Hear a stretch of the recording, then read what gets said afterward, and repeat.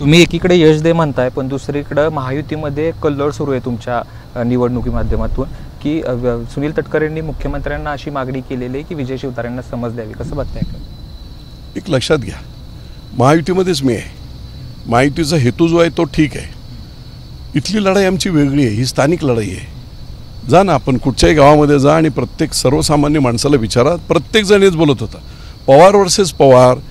मग आम्ही 5-5.5-6 लाख मतदार हे पवारांच्या विरोधात सतत मतदान करणारे आहोत.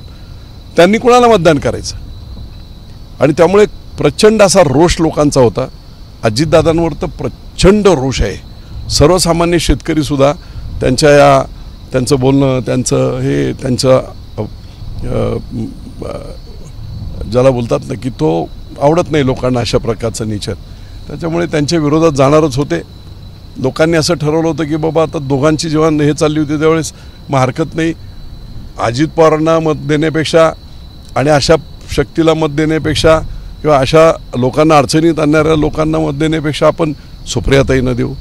काही ठिकाणी असं झालं होतं की इकडे आड तिकडे वीर, एका पिंजऱ्यात वाघोबा, दुसऱ्या पिंजऱ्यात काय लांडोबा, अशी अवस्था झाली होती. आणि ही सगळा अनरेस्ट संपूर्ण मतदारसंघात होती. ती माझ्या लक्षात आल्यानंतर लोकशाहीमध्ये लोकशाही टिकवण्यासाठी, लोकांना मतदानाची संधी देण्यासाठी मी हे निवडणूक लढतो आहे.